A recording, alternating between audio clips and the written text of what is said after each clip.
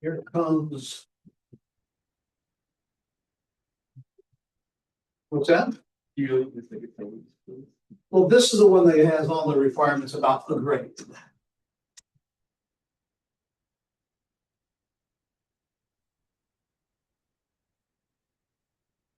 The one that gives you the credits for the classes and all that.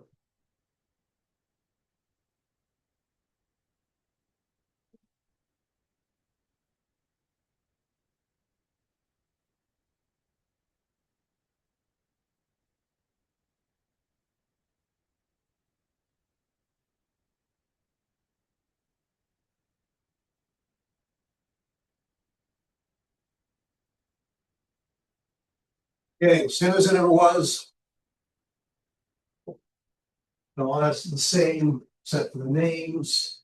Those are the names that have been replaced for protecting it. So, go for the textbook. So, Pearson, who's got a Pearson account? Everybody, got a Pearson account?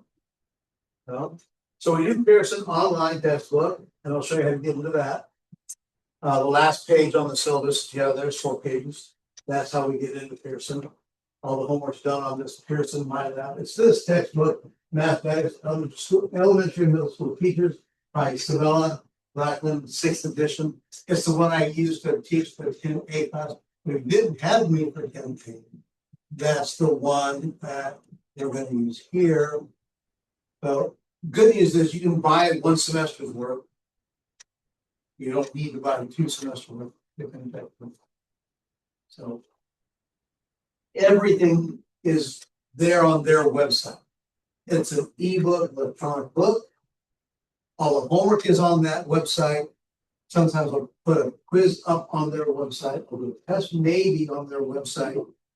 But it gives you access, and I'll demonstrate it. If you get stuck in a problem, it'll show you how to work the problem. Show me an example.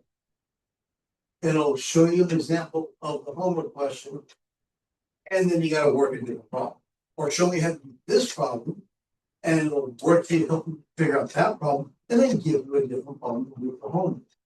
And you can have as many attempts at the homework question as you want until you get it right, and then move on to the next question.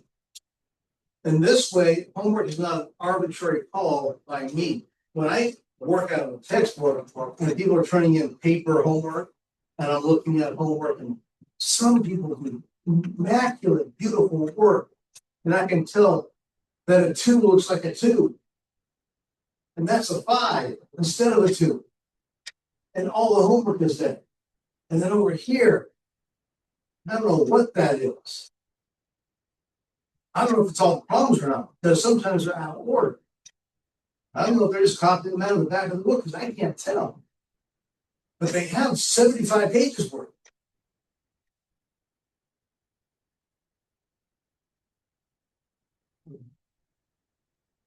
You hate to not give them some credit, but I can't figure out what they actually have. So I'm not guessing as to what's been done.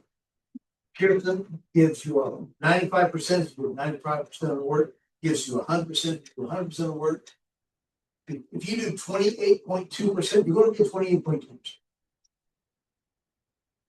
Okay, but we'll cover that when we get to how to get them. Same thing with office hours, same thing. Going to get a whole meet, same thing. Dates. All right. Last day to drop a class to get your money back is next Friday, the 21st. Last day to add or drop to avoid W will be Friday the 28th, the third week, the end of the third week. Does anybody need an explanation about the W aspect? Okay. 9-week period, last day to drop the class is October 9th. So if you don't drop by the 9th, you're going to get grade in the class. You drop before that, you get a double. You guys are Tuesday, Thursday. So these two dates, these two no school days, campus closed, are not going to affect them. Monday, Labor Day, Veterans Day falls on a Wednesday. So they're not going to affect us for days off. You will get Thanksgiving, so it's one day off. Our final is Tuesday, December 8th. Noon to, dang it. This is the one mistake I have made. Edit that right now, cross off that 1150, change it to a 150.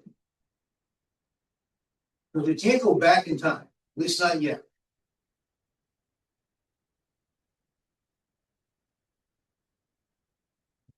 Plus, it would, 11, unless you would want to go from 12 noon till 11:50 p.m. that night.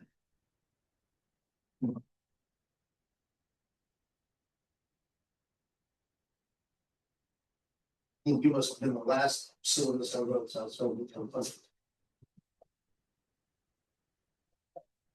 This course is designed for prospective elementary school teacher. Topics are going to include counting methods, elementary probability, statistics, additional topics in geometry with polygons, congruence and similarity, measurement, geometric transformations, coordinate geometry, and connections between numbers and geometry with selected application. Math 10A or equivalent. Part supplies.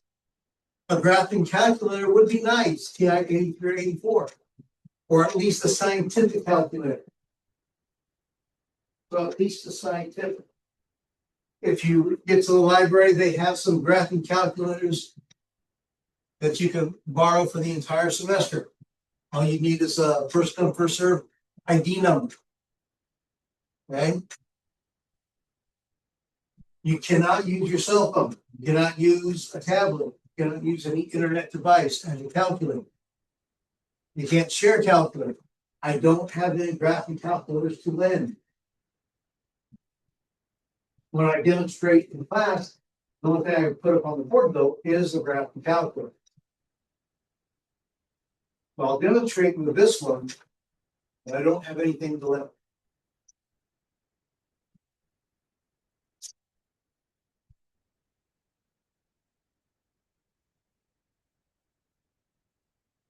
Okay. A learning outcome. Apply combinatorics and the rules of probability to real life situations. Analyze statistical information and the normal distribution to make conclusions based on data. Apply relevant definitions, properties, and theorems to geometric theory.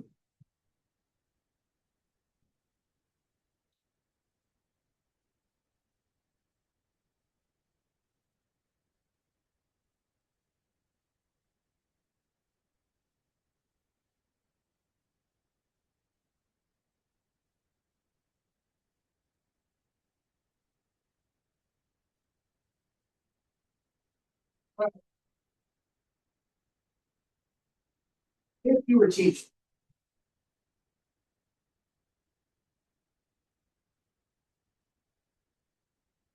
these are some of the course objectives.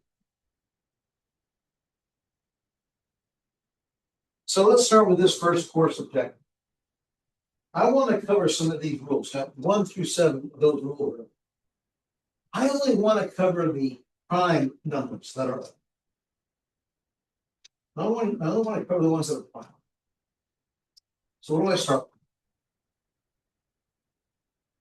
with? 1? No. So that means I better, as a teacher, give the definition of prime before I say we're going to do primes.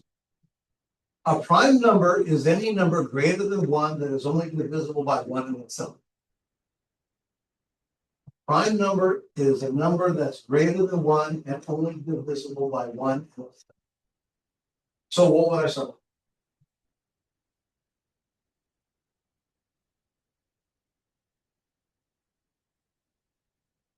2.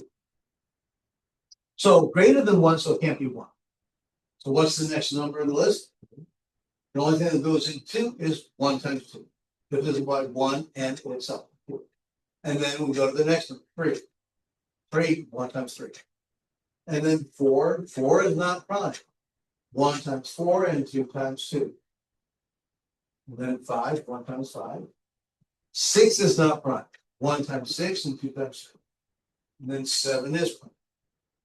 Prime numbers have been a focus of mathematics for 2.5, 2,500 years, 3,000 years since people started counting.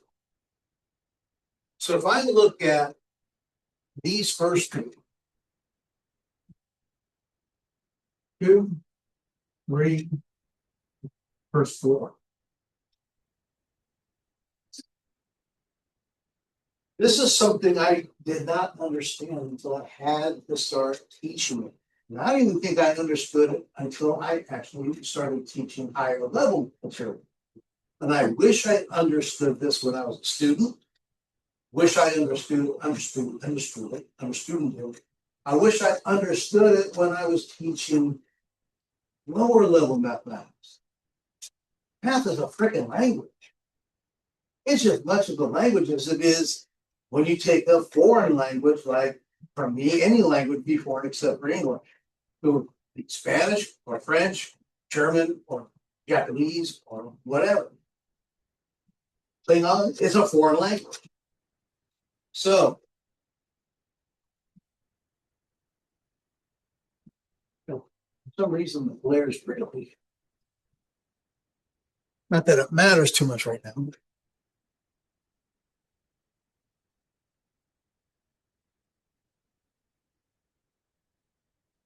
So I messed up.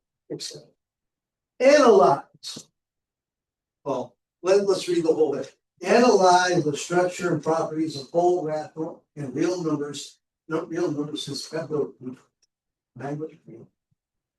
Analyze the structure and properties of whole, rational, and real number systems. Define the concept of rational. Define the concept of rational. Oh, who wrote that? Looks like my cutting and pasting didn't blow it up. Define the concept of rational numbers. Calculate probability of different types of events. I think that's something separate. I don't.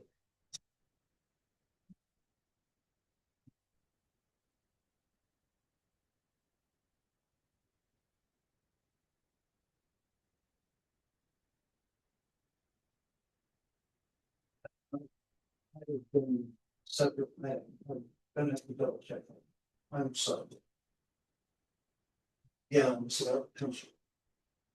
Analyze. People stop with that word. Okay, I don't know what that means.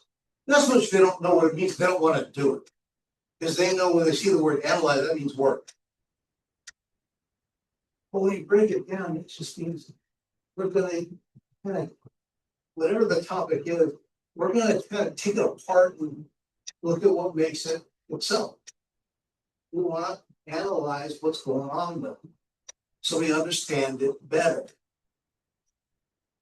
It's easier to handle something when we break it down into smaller pieces and you don't get so overwhelmed by it. Analyze the structure and properties of whole numbers. Just focus on 0, 1, 2, 3, 4, 5, 6, all the way on goal. Rational numbers. What are the rational numbers?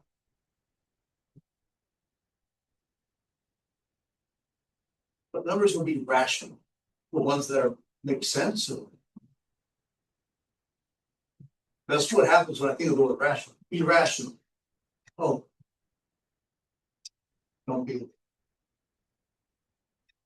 hard to deal. There's a root word in the word rational. There's a root word in root C.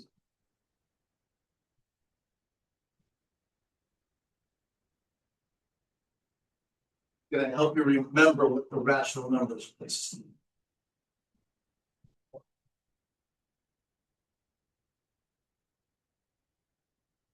So we're already talking about 0, 1, 2, 3, 4. So what are the kind of numbers we from?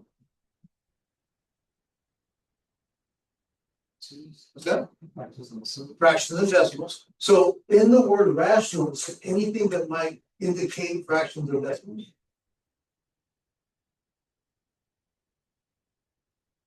No word there. Well, there's no real there. This is this one. Ratio.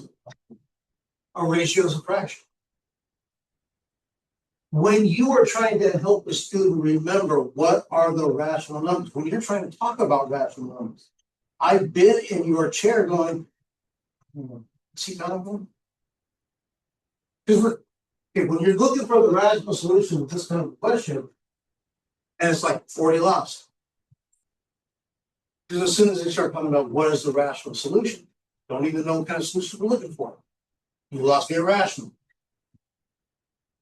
But that word, if you don't know what the vocabulary of the language is and you go into that class study, how are you supposed to understand the concepts without the vocabulary? As soon as you hear the word rational, root word is ratio. Ratio is a fraction. That's what ratios are.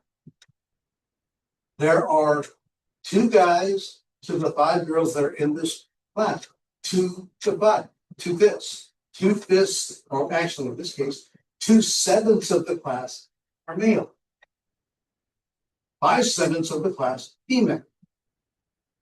Ratio, fraction, rational numbers. So those are all the fractions. Okay. And then the real number. Well, the real numbers have been your entire real life.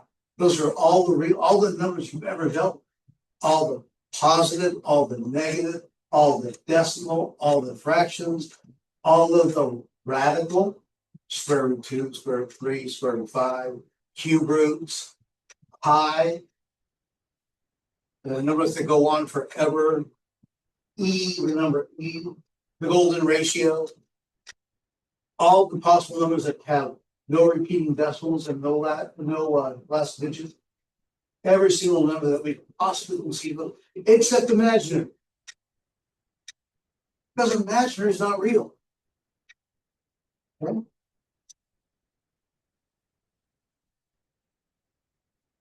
3, identify, construct, and analyze geometric shapes. Well, identify means you're a square, you're a triangle, you're a circle. Okay? That's all that means. Construct. I'm going to draw a square, I'm going to draw a triangle, I'm going to draw a circle. Okay? We're not going to the wood shop and we're going to make one out of whatever. And then analyze. What are the properties of a square? 4 right angles, 4 equal sides. Same thing with triangles. Triangles have lots of properties. So the circle. Apply the measurement process, converting between measurements. Different measurements. Apply the concepts, so all the pieces of coordinate. So coordinates are the ordered pairs, and then geometry, the shapes involved in those coordinates. If I can put the triangle on an XY plane, just labeling the corners, I can do some algebra.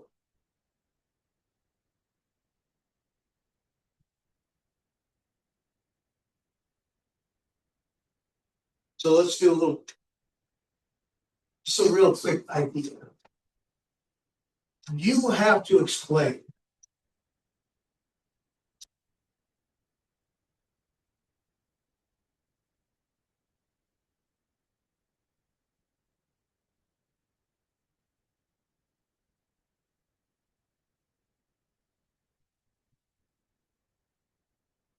If you were teaching a concept to, let's just say, a first grade class,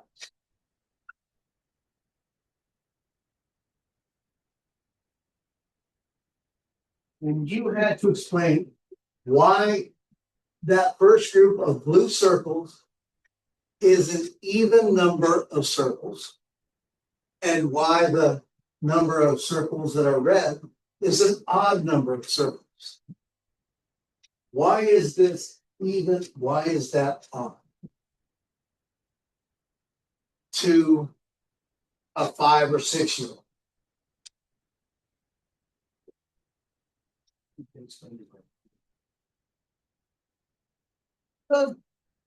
That is exactly what I would think of, because they don't understand dividing by 2.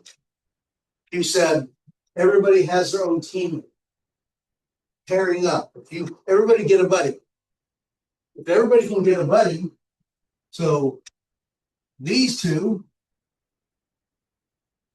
there's their buddy. Well, let's just go those two, and those two. If everybody can pair up, that's an even number, no matter how many you have. If everybody can pair up, so when you can pair everybody up, that's an even set of that whole set is an even number. But here, if those two pair up and those two pair up, then we have somebody who doesn't have they got to go pair up with like the teacher. Now what it but that one left over means that's an odd set of numbers. Without getting into if it's divisible by 2, it's even. If it's not divisible by 2, it's odd. There's other ways to explain it.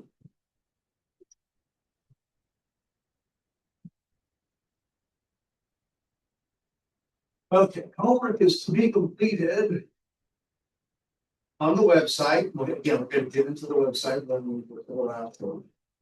And it's due at 12 noon on the day of the test. So I know, again, we have lives. I know you're not going to be able to get to the homework right that day, right that time. You have from the beginning of a unit until the date of the test to get the homework done. You can work on it ahead, or what I hope you don't do is wait until the last minute. But as long as it's done by 12 noon, Pearson kicks you out at noon, whatever you have accomplished for that time, that'll be your homework. This is the most important thing you can use to prepare for the test, because that's what I use to make my test question. If I change the dates of the homework, then I will. In other words, if everybody's waiting until the last minute, then I might need to spread out the due dates. Or if I think I need to push the date of the test back a day, then I'll change the date of the homework back a day.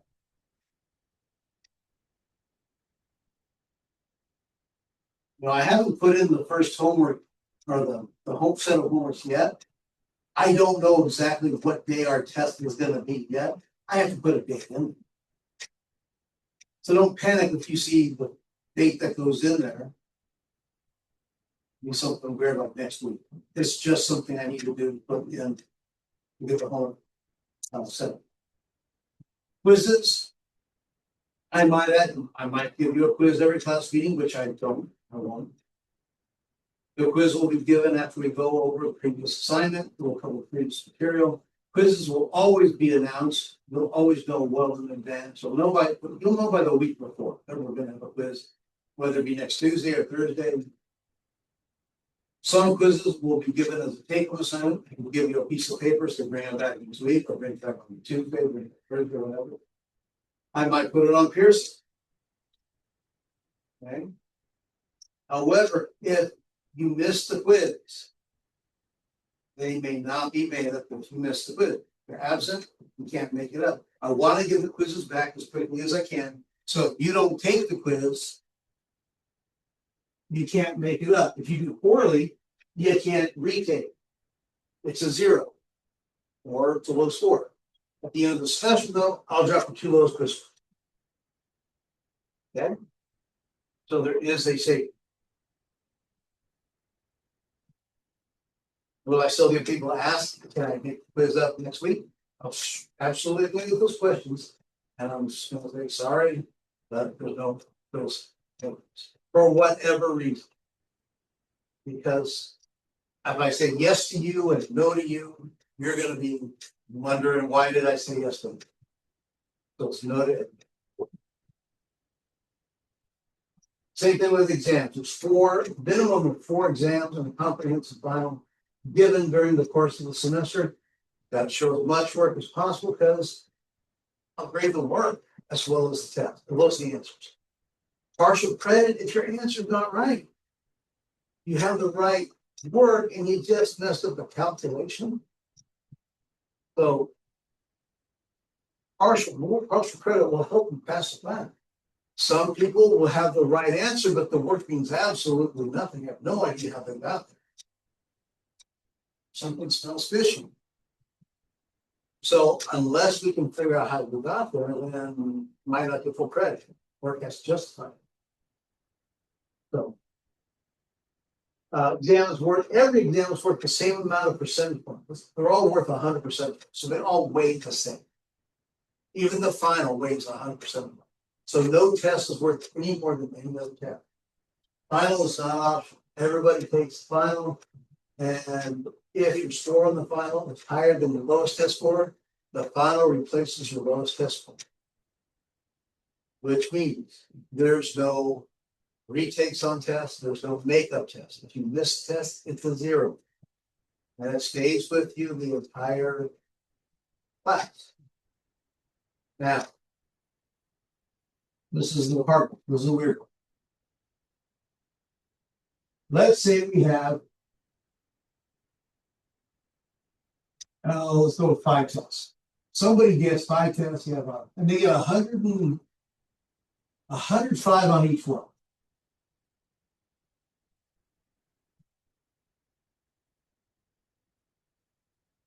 Right? So they end up with 525. God, I can't feel that. Out of 500. Okay. So the overall test average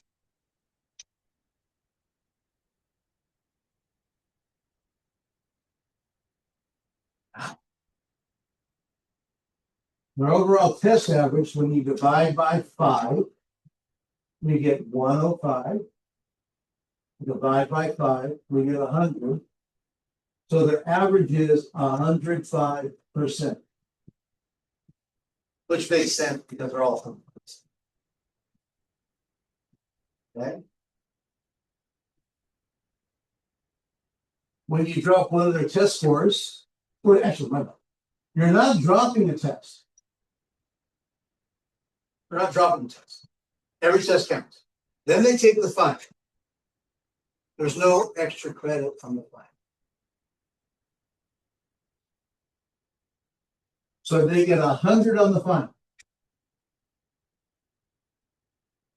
So now their overall grade is at 625 out of 600. Okay. That's going to go in final.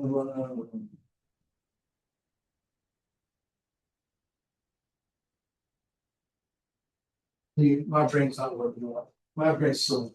It's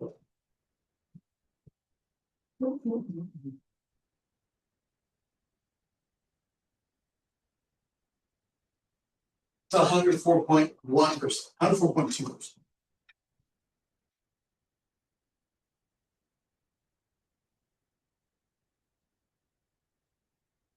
That's the best they can do on the final, and it brings their grade down.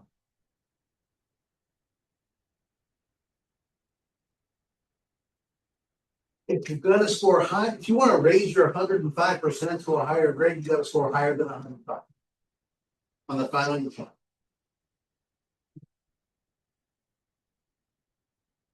You'll miss a test, and then you'll have 105, 105, 105, and 105.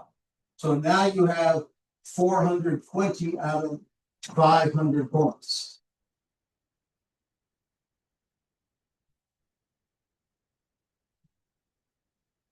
Let's say you're not going to get 100 on the final. Let's say you get an 80 on the final, but that's now going to be an 80.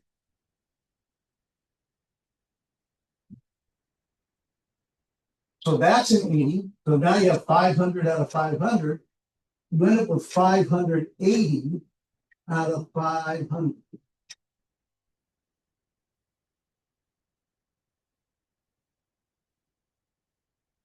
It doesn't zero down 80.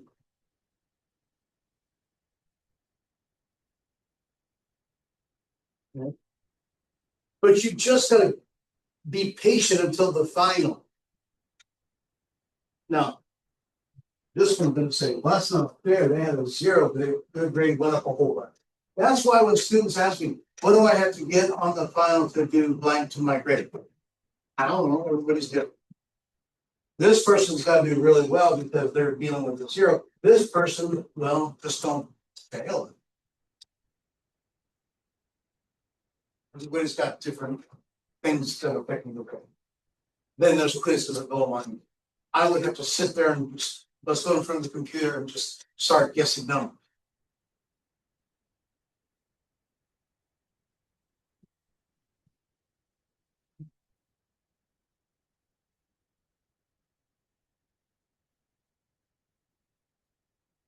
Take a test, be on time, don't be late, and take 10 points off if you're late. If we're here for the co-rep, they'll support class, then we should be late. On a test, it's only don't care about pencil, we take off 5 points, we don't use pencil, and finish on time. Your grade is 64% for tests, 18% quizzes, and 18% for homework. And the usual grading scale, nothing different. Attendance policy, same as it was before, for the sport class. And then here, academic dishonesty.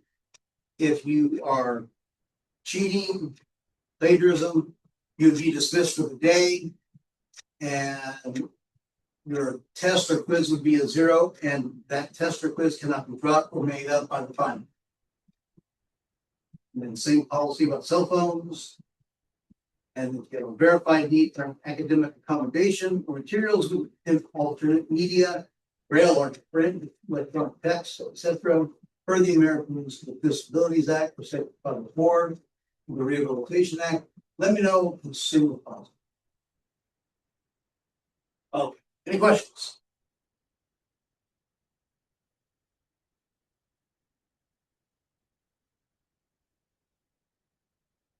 Okay, that's the beginning of my 37th year of teaching and reading syllabus.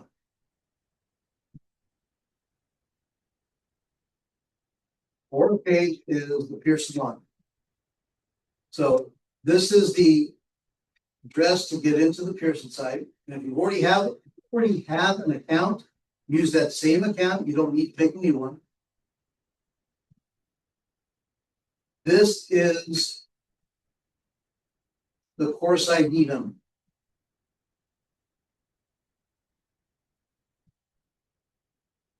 My last name is Esquivel. It ends with an L. So that is an L, not a 1. Esquivel 70412. Now, if you go to this account and click on it, it should take me right to that book, that site. Since I already have an account, I'll go click on it.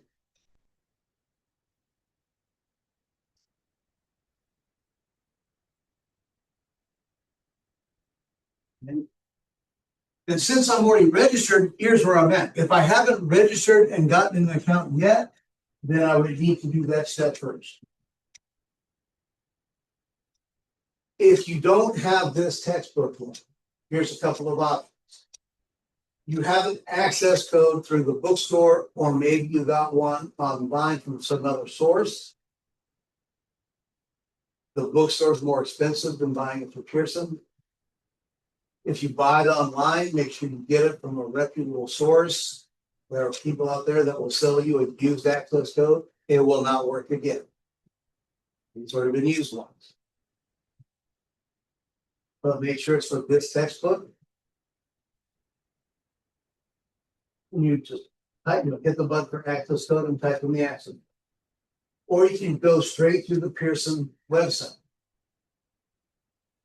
We only need one semester's worth. So this is 18 weeks of access to the site. This is if you were using it for more than one class with this textbook. So that's why you have this one. 24 months worth. Okay, that's your decision. If you're waiting on financial aid, on that paperwork I just showed you, report page right there.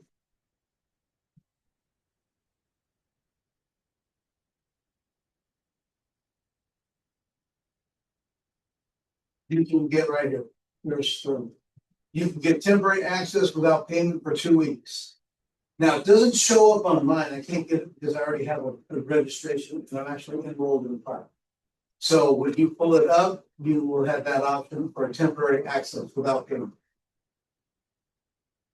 Okay. So then you open up the class. There's 5 new classes. You open up Math 10B.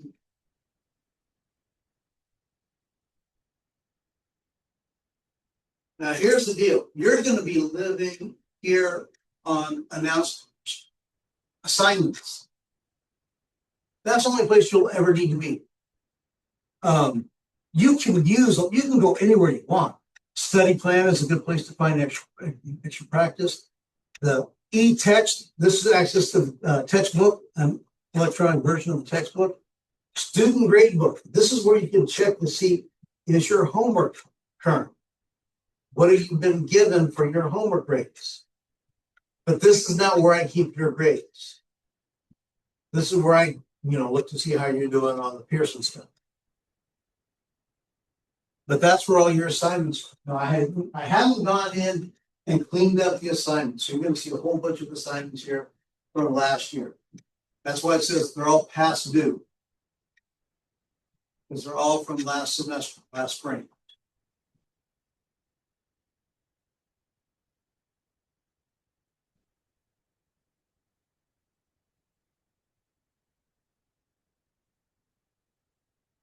Let's see if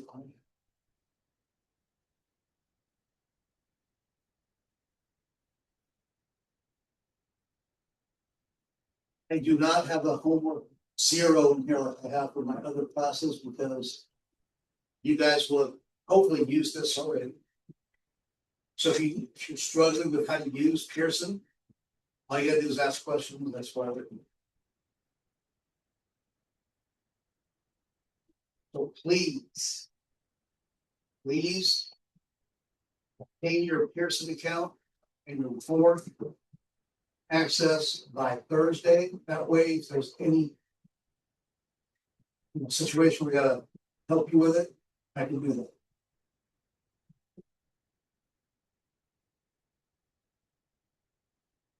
Ask the canvas. Okay, canvas page. All the information you're going to need. Office hours right here again. Office hour right here, right at class 13220.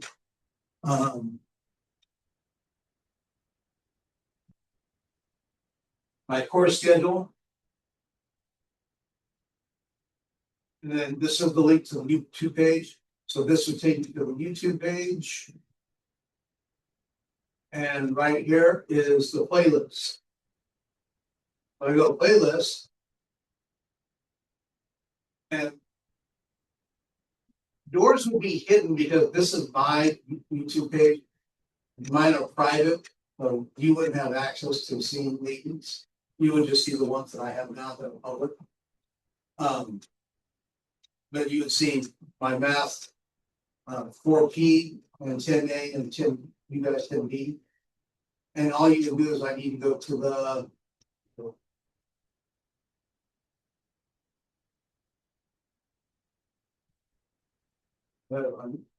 That's my dog Bubbles.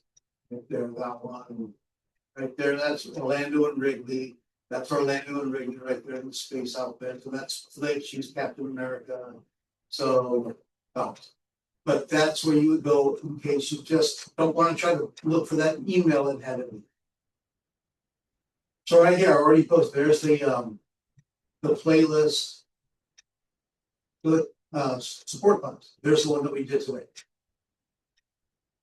Okay. So you go right off the Canvas page. Fine. Anything else you're going to get from me is going to be here in the announcement. I will not post assignments. You'll get nothing in the assignment. I don't do grades on Canvas. I use a different grading program. So after we take a test, I'm going to print out your grade. I'll give it to you on a piece of paper. If you need grades somewhere in between, all you got to do is ask, and I'll get you your grade in between. But I don't post grades on Canvas. Okay, I don't use the grading program. So you click on announcements, everything that I post, worksheets, and what you're going to get by tomorrow night, you're going to get notes.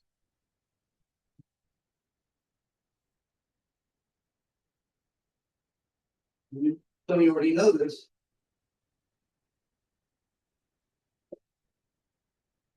You're going to get notes for every chapter. So whether you use them on a tablet and you're filling it in, writing it in on a tablet, you don't have to try to write everything down as quickly as I'm trying to teach you. You have all of these that you can print out ahead of time and fill in all the information in between. So here's the most important concepts, but then we work and fill in the meat of the concept. And then example, then we do the example.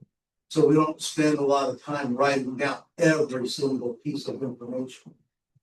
You can have this either printed out for yourself ahead of time, or just as a, you don't even print it out. You know what this is referring to if you do your own paper, referring back to this on your laptop or whatever device you can look at it.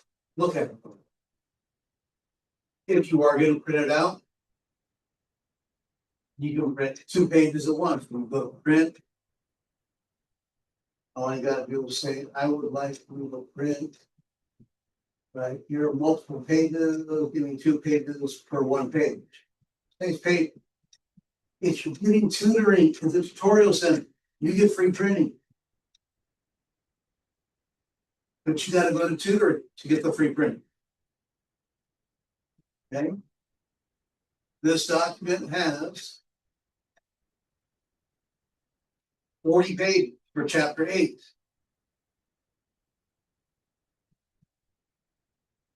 But it is a nice tool, so you don't have to try to write everything down all the time. Your quizzes are open note. Every single quiz is open note, whatever you want to have out. Your tests are open 3x5 card. Run back. Just a 3x5. But then your final would be a piece of paper, 8.5 by 11. But you will be organized. So I will post this. When I post things on Canvas now, they are double checking all the accessibility aspects of any document that's posted. So it's kind of like somebody's taking a microscope to everything that we post. Is it accessible? If there's a picture in the document, they want to know, is this picture a picture or is it an actual sentence, or what kind of thing is it? I don't know. It's a picture. So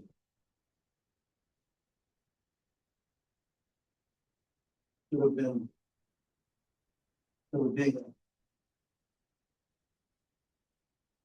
What? Generation X, Generation Z,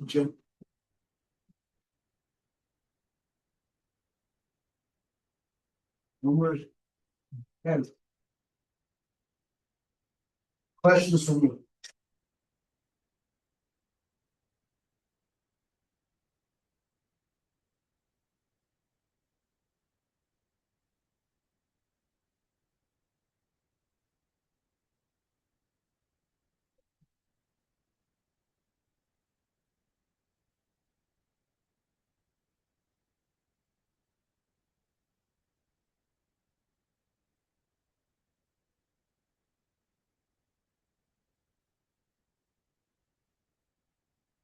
Gonna get, I'll let you go one. 15 minutes early.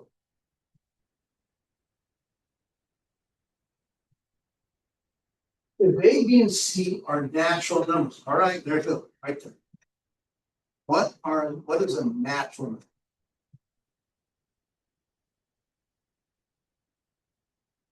What's that? Starts with one. Starts with one. So the number system.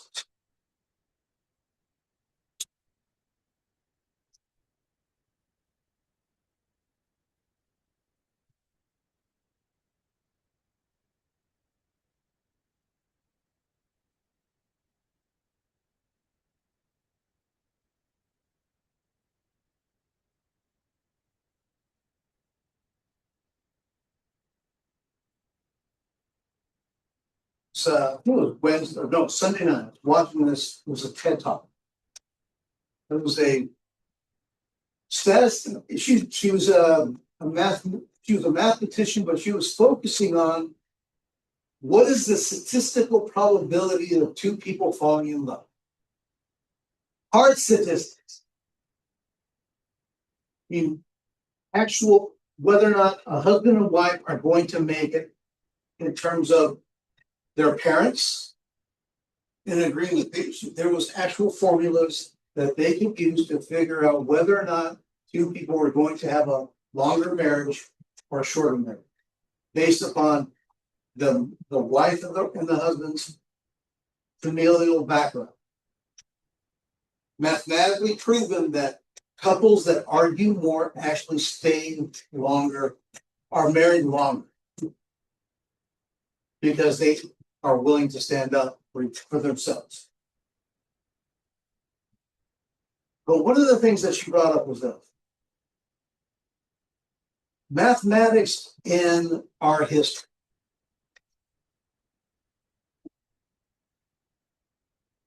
Our entire species, as you go back, we have fought and fought and fought all over this planet for everything. Over ideals, whether they be cultural ideas, religious ideas, differences based on language, appearance, things that we don't have in common, things that we don't understand about somebody else. We fight over those things. There's no common ground. But you know, one thing that we've really realized, these cultures all over the world, in every one of them, mathematics sprung up independently everywhere. Mathematics came up somehow. Everybody learned how to develop some kind of number system. And they took that number system and they developed ways to add additions and subtractions and multiply numbers and divide numbers. And they're not saying numbers that Satan does. I'm just saying that everybody developed, whether it be from Asia to Africa to the Middle East to Europe to North America, South America. Everybody came up with a numerical system, a mathematical system, going back 6,000 years. So when we think about how our number systems do wrong, and you just go back to when you have a tiny child in a cradle, in a bassinet in a crib, and you take their hand and you take their fingers. One of the most common natural thing you do is you take the fingers and you go 1, 2, 3, 4, and you start counting on their fingers. And what we naturally learn how to teach them how to do, and I don't even know if we're teaching, we just do it. We start with 1. Nobody ever starts in the child's hand, go 0, 1, 2, 3. The counting starts with 1. So the first set of numbers in a number system is 1, 2, 3, 4, goes on forever. And those are known as the natural numbers.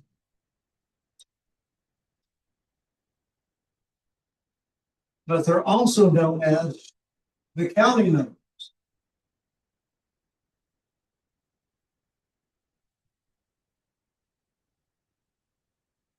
It's naturally what we start counting with, or the first numbers that we use to start counting.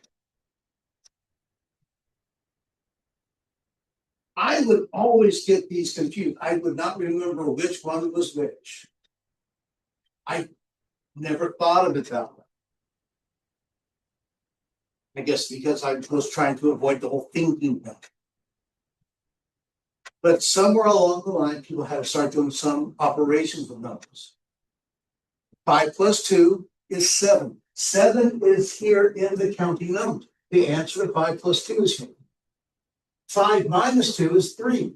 3 is one of these counting numbers. It's here as one of the answers. So when you do 5 plus 2, the answer is here. It exists. When you do 5 minus 2, the answer is 3. It's right here. But if you go 5 minus 5, we don't know what that is. Because if this is our world, there's nothing that gives us this answer. It doesn't exist. I don't know what that means. Because there's no quantity that we know of. The Romans, this was their numbers. This was a 1, and that was a 2, and that was a 3. They don't have a number for I minus I. There's no Roman numeral 0. The Mayans had a numerical a symbol for 0. So there must be another set of numbers where this answer lives. They're known as the whole numbers. The whole numbers start with 0.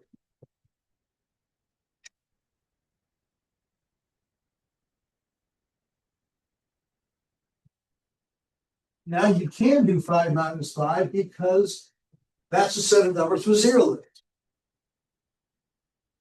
Now it starts to become, now mathematics, they're just making it up as they go along. You don't have an answer where that answer comes from, so you're just making it up. No, there has to be an answer for 5 minus 5. You just never needed it. Just like you never needed an answer for 5 minus 7. You can't do 5 minus 7. Believe me, I asked my 4-year-old son when he was 4, I asked him, what's 5 minus 7? He goes, you can't do that. That's the 4-year-old. They'll tell you can't do 5 minus 7. And you tell them, yeah, you can't do 5 minus 7 with the numbers you know about. But there is an answer. It's just not in what you know. There's another set of numbers, not these, where the answer of 5 minus 7 live. There must be, otherwise we couldn't buy stuff with a credit card. You couldn't spend more than you had. And so on the other side, that's what all I had to do was, this is a weird story because I was taking my son to preschool, and it's a true story, 4 years old. He says you can't do 5 - 7. And I said, on the other side of 0, instead of going, one side, 1, 2, 3, 4, 5, but on the other side, you go -1, -2. It goes in the other direction. They're called the negative numbers, and they go the other way. He goes, oh, -2. I said, okay.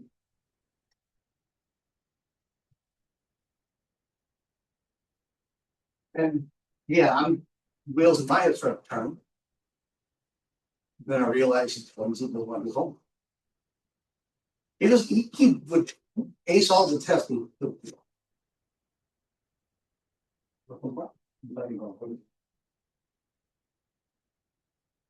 There's 0.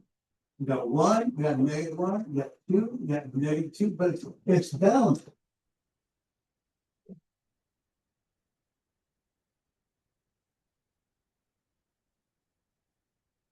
And that's our world for a long time.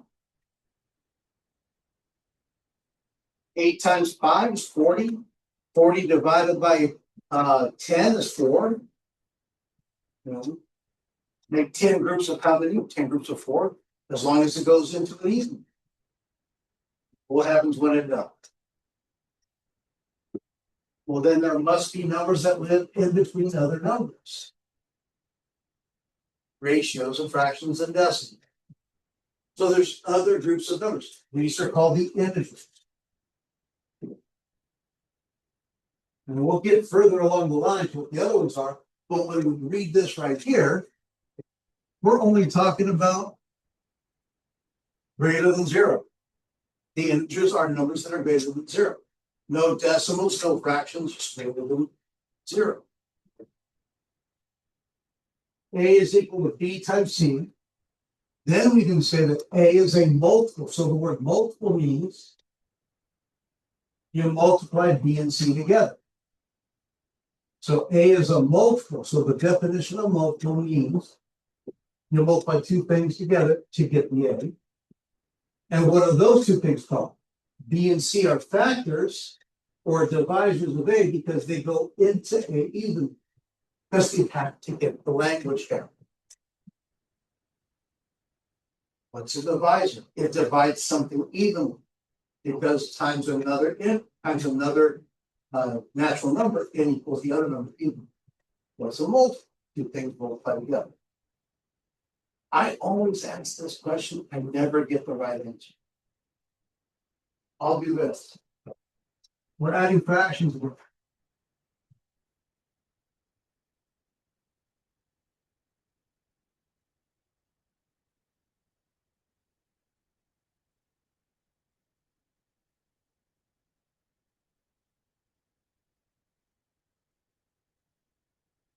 Helps out. Give me the least common denominator.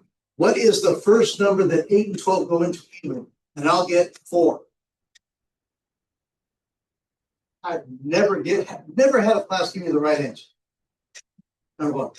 No, I'm phrasing it correct. What's the first number that 8 and 12 go into even? Not what goes into them, but what do they go into even? Because the least common denominator is either one of those 2 numbers, either 8 or it's 12, or it's got to be bigger than each one. It's not going to be smaller. I can't change it into a 4. 4 goes into them, but they don't go into 4. So what's the first number that 8 and 12 go into? 24. So I would need to change each denominator into a 24. So I got to multiply this by 3 over 3. That's 9 over 24.